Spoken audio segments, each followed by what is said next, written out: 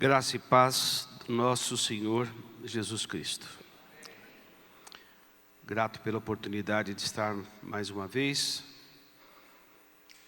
com a comunicação Missão Cristã e com a igreja que se reúne debaixo deste trabalho que começou há décadas atrás e que Deus mesmo deu o crescimento.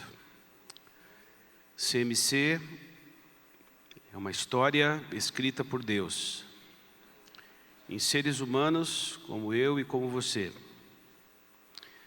Na história da igreja, nós aprendemos com os acertos e com os erros. Nós tivemos a oportunidade ontem à tarde de meditar com um grupo e quando conversei com o pastor Ed e depois ele compartilhando com toda a equipe pastoral do que podíamos refletir num dia olhando e buscando nossa identidade, as raízes da nossa história, o momento em que nós estamos vivendo e para onde e a que ainda podemos ser como igreja. Certamente, o que Deus tem preparado ainda para nós, para esta comunidade, muito mais do que nós pedimos ou pensamos. E ontem nós fizemos essa caminhada histórica desde o início da igreja, na descida do Espírito Santo, na experiência de Pentecoste, onde fomos exortados pelo próprio Senhor Jesus a aguardarmos o cumprimento da promessa, esperarmos Deus falar, e aquilo que iria acontecer com a descida do Espírito Santo, onde a igreja nasce, e no seu nascedouro buscamos ontem entender um pouco das características da igreja chamada primitiva, que na realidade não é referência, mas é referência apenas ao início desta caminhada cristã e aonde nós devemos sempre nos reportar através do tempo Cronos. Então nós olhamos cuidadosamente características ali da igreja no início e no que foi relatado no livro de Atos dos Apóstolos. Aprendemos muito revendo aquilo que nós não podemos deixar de ter como referência na igreja de hoje, como ela está estruturada, naquilo que ela faz na sua agenda, naquilo que ela prega nos seus fundamentos e que traz uma identidade para nós. Depois olhamos com a nossa herança que nasce dentro da Igreja Católica, de um rompimento, 1619, alguns anos atrás, reformadores, Lutero, Calvino, Wesley, trazendo a nossa herança protestante. O que significa esse termo para nós hoje? E onde nós percebemos que esse termo muitos da comunidade evangélica se sentem desconfortáveis, até porque cristãos dificilmente protestam sobre alguma coisa nos nossos dias hoje. Protestam por causas que não são cristãs. Mas a igreja protestante ela é omissa diante daquilo que vivemos, não somente no nosso país, na América Latina, mas no mundo. A igreja cristã ela está iludida de achar que estando nos alicerces do poder, ela vai exercer aquilo que nós conhecemos hoje como teologia do domínio, que nasce na sugestão maligna de Satanás, achando que se estivermos no comando, no poder, ao lado dos poderosos, nós vamos exercer a nossa identidade. A igreja perdeu essa característica do seu protestantismo. Depois analisamos dentro dessa história o termo evangélico, como ele surge, por que surge e como esse termo também se desfigurou, perdeu suas características. E hoje temos também que ser cuidadosos quando dizemos que somos evangélicos. Evangélicos com que referência? A partir de quê? A partir de onde? O que nós podemos ainda preservar desse termo? Nós não sentimos muito mais conforto em sermos chamados de evangélicos. E depois conversamos, interagimos entendendo que ainda o fato de dizermos que somos cristãos ou discípulos de Cristo, isso ainda nos traz mais conforto. Eu estou fazendo um pequeno resumo para aqueles que não vieram, e depois falamos sobre os movimentos de Deus nos avivamentos, as características de todo avivamento que são comuns a todos os avivamentos que aconteceram na história, que ainda acontecem, que são retratados por historiadores e que acontecem em lugares onde nós nem sabemos e que os historiadores não vão nem perceber que aconteceram em tantos países no mundo. E depois, olhando essa nossa história, conversamos sobre isso. O que nós podemos ainda ser como igreja? O que nós podemos sonhar em fazer como igreja? O que Deus espera de nós como igreja? Quais as visões que Deus tem dado aos idosos? Quais as palavras que Deus tem dado às crianças, aos adolescentes? O que Deus está soprando através da vida das mulheres na igreja? O que Deus está fazendo naqueles que estão separados para serem líderes e referenciais para a comunidade? O que Deus pode fazer ainda com as pessoas que Deus tem trazido para a comunicação e missão cristã como igreja? Então foi um momento muito bonito, muito significativo. Me permitam esse spoiler para aqueles que não puderam estar. E foi um privilégio. Muito bem, vamos falar hoje sobre adoradores e servos. Adoradores, servos. Adoradores e servos. Adoradores, servos. Que Deus está buscando hoje na minha vida, na nossa vida como comunidade cristã. Me permitam lembrar, num primeiro momento, que a nossa razão de existência é adoração. Fomos criados para adorar a Deus e para desfrutar da sua presença. Efésios capítulo 1, 10 e 11... Os que formei e fiz para a minha glória, Isaías 43, 7. Fomos criados para adorar a Deus. Fomos criados para adorar a Deus com a nossa vida, com o nosso estilo de vida, com o estilo de vida semelhante a Jesus Cristo. Não fomos chamados para sermos bons cantores, bons músicos, bons artistas apenas. Isso tem o seu valor, mas a adoração envolve toda a nossa vida. Fomos criados para adorar a Deus e desfrutar da sua presença. Portanto, Deus é bem-vindo em todas as áreas da nossa vida. No nosso casamento, nos nossos relacionamentos familiares, no desenvolvimento da nossa sexualidade, na mordomia quando administramos as finanças que Deus tem, com um trabalho digno, com o suor do nosso rosto, com nossa profissão, com os nossos relacionamentos. Não há nenhuma área em que Deus não seja bem-vindo na nossa vida. Louvado seja o nome do Senhor. Refletir a vida de Cristo. Esse é o projeto de Deus. Romanos capítulo 8, versículo 9. Nós fomos criados ou predestinados para sermos conforme a imagem do seu Filho.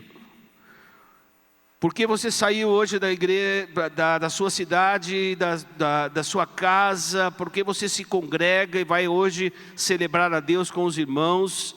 Porque na experiência comunitária onde Deus habita com o seu Espírito Santo e nós hoje como santuário do Senhor, o que Deus tem para fazer aqui nesse tempo todo que estamos aqui juntos, desde o café da manhã até quando entregamos nossos dízimos, nas orações pelos enfermos, na exposição da palavra, é que tudo isso possa contribuir para que eu e você sejamos mais parecidos com Jesus.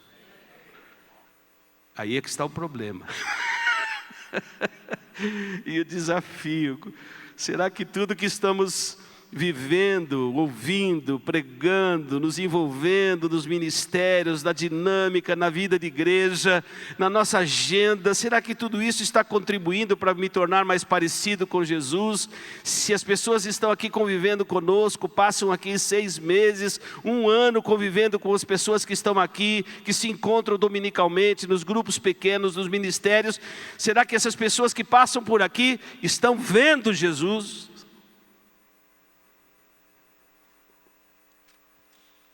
O resultado dessa vida de adoração é uma adoração eterna a Deus. Abram suas Bíblias no Evangelho de Marcos, por gentileza. Evangelho de Marcos. Eu vou ler o versículo 45, mas depois fazendo uma reflexão no contexto desse texto. Pois nem mesmo o Filho do Homem veio para ser servido, mas veio para servir e dar a sua vida em resgate de muitos. Versículo 35. A gente acaba se enxergando muitas vezes nesse texto, olhando a vida da igreja, olhando os movimentos hoje dos que lideram as igrejas de confissões tradicionais, pentecostais, neopentecostais, e na minha própria vida, eu me vejo muito dentro desse texto. Pessoas que estão andando com Jesus, pessoas que estão caminhando com Jesus, assim como Tiago e João, no meio de tantos outros discípulos. Tiago e João, filhos de Zebedeu, aproximaram-se dele e disseram: Mestre, nós queremos que nos faça o que vamos te pedir. Interessante, né? Já chegaram assim, né? Não era bem um diálogo, né? Senhor mestre, nós queremos que tu nos faça o que vamos te pedir. E o que vocês querem que eu faça? Perguntou ele. Eles responderam: permite que na tua glória nos assentemos um à tua direita e outro à tua esquerda. Por favor, sem nenhuma alusão partidária, ideológica e política. Disse-lhe Jesus: vocês não sabem o que estão pedindo. Podem vocês beber o cálice que eu estou bebendo? Ou ser batizados com o mesmo batismo com que eu estou sendo batizado? Tiago e João, você viu? Podemos. Interessante, né? Como nós temos uma visão de nós mesmos muitas vezes distorcida, muito a mais do que nós deveríamos pensar, né? Mas Jesus lhes disse: vocês beberão o cálice que eu estou bebendo, serão batizados com o batismo que eu estou sendo batizado. Eles também, talvez eles tivessem dito amém. Mas o assentar-se à minha direita ou à minha esquerda não cabe a mim conceder. Esses lugares pertencem àqueles para quem foram preparados. E quando os outros 10 ouviram essas coisas, ficaram indignados com Tiago e João. Jesus os chamou e disse: vocês sabem que aqueles que são considerados governantes das nações as dominam, e as pessoas importantes exercem poder sobre elas. Oh, retrato da sociedade, oh, retrato da igreja. Não, tem sempre os poderosos que influenciam mais os governantes, aqueles que dão as diretrizes. Que retrato fiel dos dias de hoje, e que realidade que nós precisamos contemplar e ter claro diante de nós. Aqueles que exercem poder sobre eles são pessoas importantes, mas não será assim entre vocês. Mas não será assim entre vocês. Ao contrário, quem quiser se tornar importante entre vocês, deverá ser servo. Quem quiser ser o primeiro, deverá ser escravo de todos. Pois nem mesmo o Filho do Homem veio para ser servido, mas para servir e dar a sua vida em resgate de muitos. O texto fala por si só.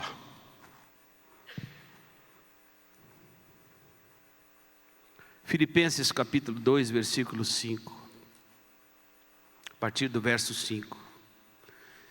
Seja a atitude de vocês a mesma de Cristo Jesus, que embora sendo Deus, não considerou que o ser igual a Deus era algo que devia apegar-se. Versículo 7. Mas esvaziou-se a si mesmo, vindo a ser servo, tornando-se semelhante aos homens, e sendo encontrado em forma humana, humilhou-se a si mesmo e foi obediente até a morte, e morte de cruz.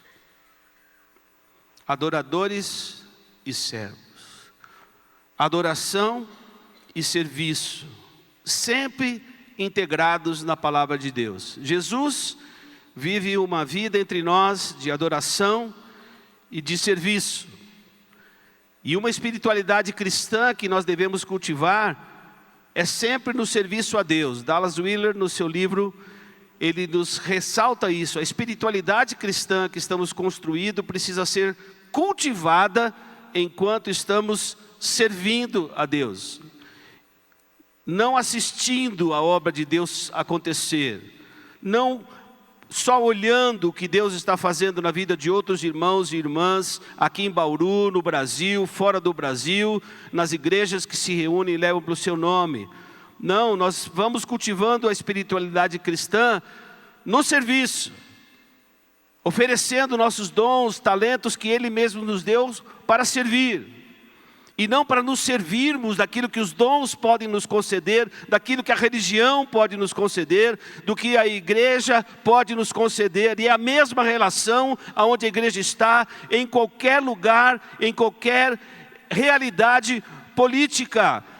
O cristão não almeja cargos de poder ou frequentar os palácios para ser servido dos palácios. Não estamos na igreja para ser servido pela igreja. O próprio Senhor Jesus não veio para ser servido, mas veio para servir o Pai. Louvado seja o nome do Senhor. Espiritualidade que não resulta em serviço é incompleta e distorcida. O teólogo francês João Calvino nos lembra isso. E Richard Foster diz que uma vida de serviço e a disposição de colocarmos a nossa vida aos pés do Senhor, para que Ele nos use naquilo que temos, naquilo que somos, com as nossas fragilidades, com a nossa humanidade, tudo isso é serviço e resultado do cultivo das disciplinas espirituais. Não dá para servir a Deus se não somos pessoas de oração. Não dá para servir a Deus se não somos pessoas apegadas à palavra, que amam a palavra, que estão o tempo todo atentos com seus ouvidos para ouvir o que Deus tem para nós como igreja e como indivíduos. Não é possível servir a Deus se não tivermos a experiência comunitária de estarmos na comunidade da fé com os nossos irmãos, aonde Deus habita no meio dos louvores e aonde Deus se expressa hoje na sociedade, refletindo a vida de Jesus Cristo. Não é possível vivermos uma vida de serviço se não somos pessoas que intencionalmente desejam a solitude, ficarem a sós, sem ouvirmos tantas outras vozes que estão sendo aí pregadas e ensinadas na mídia e na televisão e no rádio. Não, mas eu vou me retirar, eu vou ficar em solitude, eu quero ficar em silêncio para discernir a voz de Deus. Não é possível que eu entenda uma vida de serviço sem ouvir a voz do meu Senhor. Não, eu não vou saindo daqui já indo sendo servo. Não, não, não. Eu preciso conhecer o coração do meu Pai. Eu preciso conhecer o coração de Deus. Eu preciso conhecer a vontade de Deus. Eu preciso discernir e escutar a voz de Deus para poder saber como devo servir.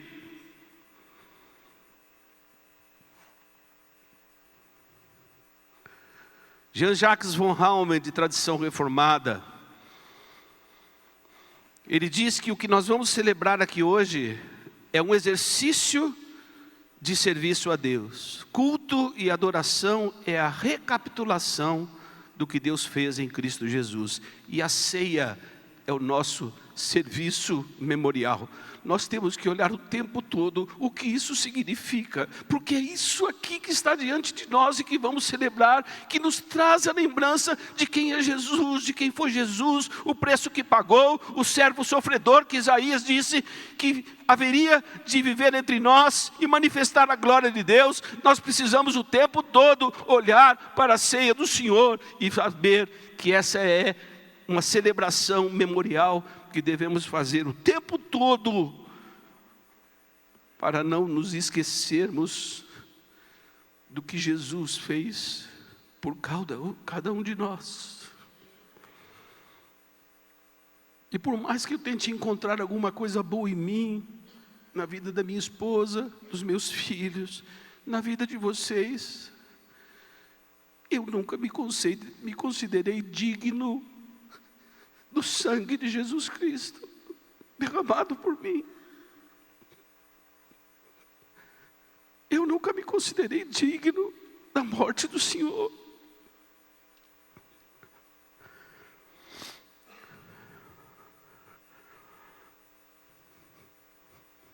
Mas Deus achou que o seu filho e a morte do seu filho, o sangue derramado na cruz,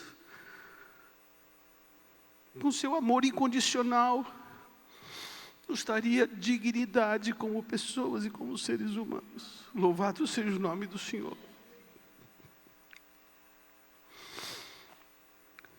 Adoração é a nossa resposta em serviço ao Deus eterno, uma resposta espiritual, social, orgânica e missionária. Porque nós estamos servindo a Deus para alguma coisa. Nós estamos servindo a Deus não para que Deus exerça o seu poder, para ter uma relação comigo apenas de senhor e escravo. O amor de Deus é muito mais digno, é muito mais profundo, é muito mais amplo. Porque na morte de Jesus, Deus nos desejou trazer de volta para Ele, para ter a nossa amizade, para termos relacionamento contínuo, como Pai que criou todas as coisas, tendo relação com as suas criaturas, e agora todos nós, feitos filhos, por causa da nossa fé em Jesus Cristo. Culto, portanto, é um serviço consciente que nós prestamos, conforme o apóstolo Paulo diz em Romanos, capítulo 12, de 1 a 2. É serviço consciente. Portanto, irmãos, rogo-lhes pelas misericórdias de Deus, que se ofereçam em sacrifício vivo, santo, agradável a Deus, que é o seu culto racional, que é o seu serviço de culto racional. Ofereçam os seus corpos em sacrifício vivo, santo, agradável a Deus, louvado seja o nome do Senhor. Deus continua pedindo de nós consagração de vida. No seu livro Integridade da Adoração, Paul Rum diz que a vida humana consagrada a Deus é uma vida litúrgica de serviço. Como vai ser o louvor hoje da igreja em Bauru? Quem vai cantar? Não estou falando disso daqui, de serviço de culto, quando estamos reunidos aqui. Não estou dizendo que os filhos de Deus, as filhas do Senhor, estarão em Bauru e aonde Deus nos levar, para servirmos a Ele numa sociedade ainda perversa e corrupta. Nós sairemos daqui e vamos servir a Deus. Nós sairemos daqui e vamos servir a Deus com as nossas profissões. Nós vamos sair daqui e vamos servir a Deus com o nosso testemunho.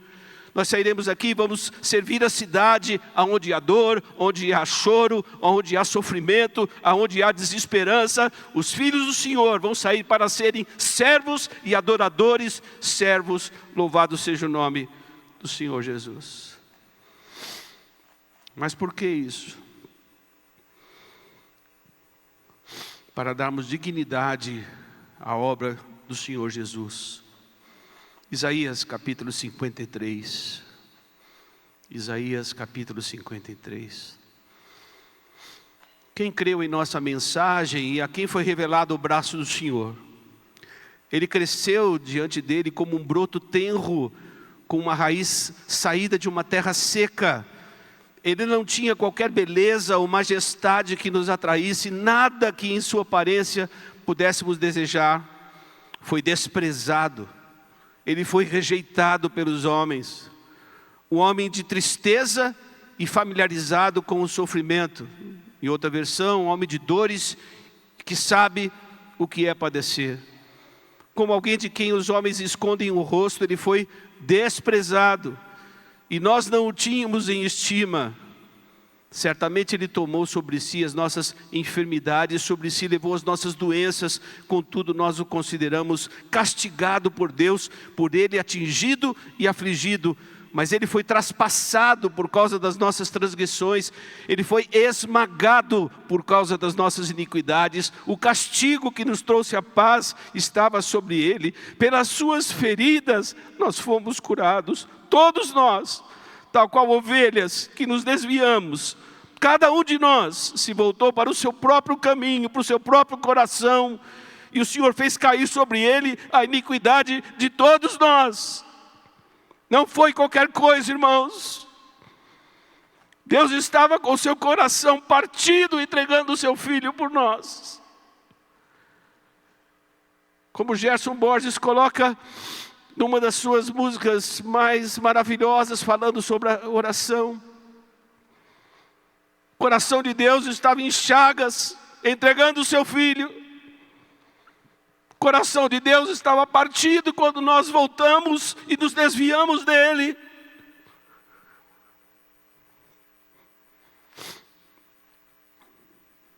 Ele foi oprimido e afligido, contudo Ele não abriu a sua boca. Como um cordeiro foi levado para o matadouro, e como uma ovelha não abriu a sua boca. Como cordeiro, Ele ficou calado, com julgamento opressivo Ele foi levado. E quem pode falar dos seus descendentes? Pois Ele foi eliminado da terra dos viventes por causa da transgressão do meu povo, e Ele foi golpeado. Foi-lhe dado um túmulo com os ímpios e com os ricos em sua morte. Embora não tivesse cometido qualquer violência, nem houvesse qualquer mentira em sua boca, contudo foi da vontade do Senhor esmagá-lo e fazê-lo sofrer. E embora o Senhor faça da vida dele uma oferta pela culpa, Ele verá a sua prole e prolongará os seus dias, e a vontade do Senhor prosperará em sua mão. O profeta Isaías mostra que para essa necessidade do martírio, do sofrimento, de tudo que Jesus levou por nós, para que na sua ressurreição, na sua vitória sobre a morte, naqueles que haveriam a crer da sua palavra, pudessem viver e reinar com Ele eternamente.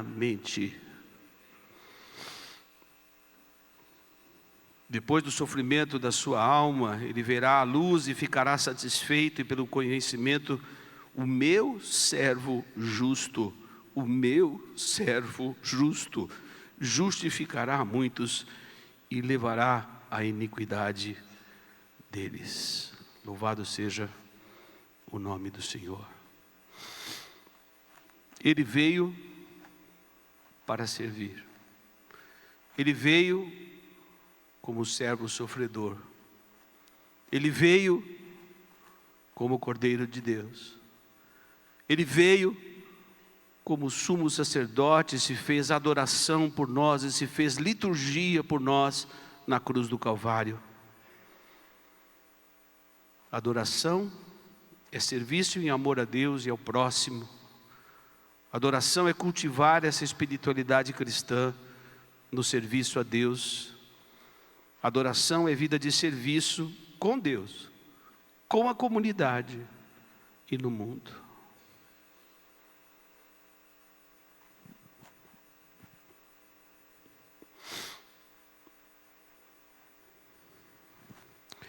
Eu vou terminar aqui porque temos a celebração da ceia juntos.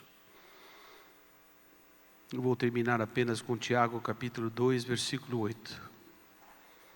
Se vocês de fato obedecerem à lei do reino encontrada na Escritura que diz: ame o seu próximo como a ti mesmo, estarão agindo corretamente. Quando vivemos assim, vivemos com uma consciência de chamado, de vocação, de missão.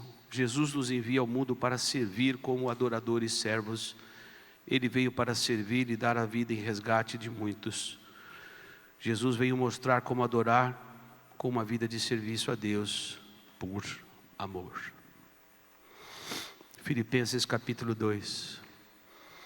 Tenham a mesma atitude, a mesma disposição mental que houve em Cristo Jesus, que não julgou por usurpação ser igual a Deus. Antes a si mesmo se esvaziou. Identificado em figura humana, ele assumiu a forma de servo. Foi obediente até a morte, e morte de cruz. Mas você vai terminar assim para baixo, Nelson? O texto não termina para baixo. O texto diz que Deus lhe deu um nome que está acima de todo nome, louvado o nome do Senhor. Mas para ele ser exaltado, o caminho da humilhação não lhe foi poupado. As dores, o sofrimento não foi poupado. E Jesus será engrandecido para toda a eternidade, se nós vivermos também aqui, enquanto estamos aqui, aguardando o nosso encontro com Ele, numa vida de serviço a Deus e de servos que obedecem a sua palavra.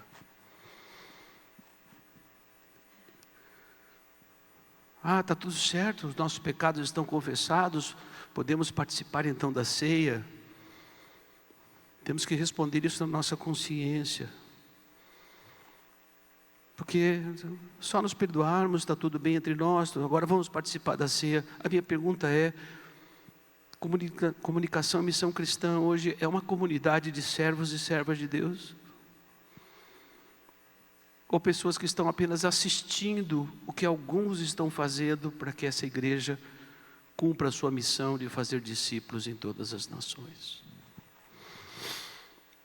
Isso nós conversamos ontem à tarde.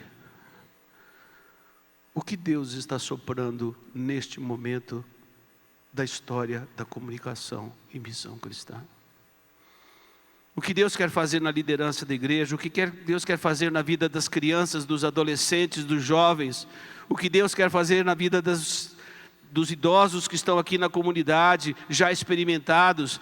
O que Deus quer fazer com os ministérios que nós já começamos? O que Deus deseja fazer com aquilo que nós nem começamos a fazer, mas aqui Deus tem distribuído dons e talentos, e quando eu digo dons, eu estou dizendo pessoas, vocês, cada um de vocês que confessaram a Cristo como Senhor, estão na igreja como presente de Deus. Vocês são os dons têm nome.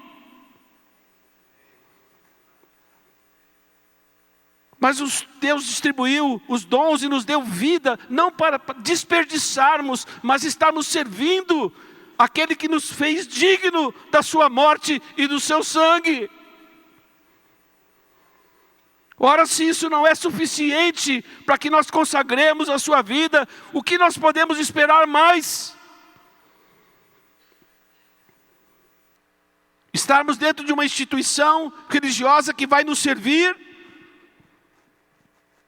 Colocar um peso sobre homens e mulheres que têm conduzido essa comunidade, esperando que eles façam a obra de Deus? Não, a obra de Deus é de todos, e nós vimos ontem à tarde, a missão é de todos nós. Deus quer edificar todo o seu corpo, louvado seja o nome do Senhor.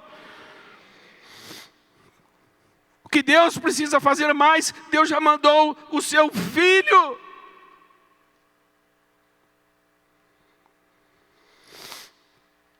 Deus espera de nós que nós o adoremos sendo servos. Tá bom, você quer que eu complete? Eu posso completar. Servos inúteis. E que se só tornam úteis porque o Espírito Santo está soprando sobre nós, e há um novo sopro no momento da história da comunicação e missão cristã, e nós temos que estar atentos àquilo que Deus está soprando em nosso meio. Pessoas que foram, que vão voltar, pessoas que estão aí afastados da congregação, que não estão sendo cuidados, não sendo pastoreados, que fazem parte do corpo. Deus vai avivar a obra na vida desses nossos queridos também. É momento de celebração, de reconciliação, de perdão, é momento de fortalecermos os nossos vínculos. Deus está soprando e nós precisamos estar atentos ao que Ele está fazendo nesse momento na vida da comunicação e missão cristã. Louvado seja o nome do Senhor. Que Deus abençoe a sua igreja e que Deus nos dê a motivação certa para participarmos agora da ceia do Senhor. Deus abençoe ricamente a vida dos irmãos. Amém.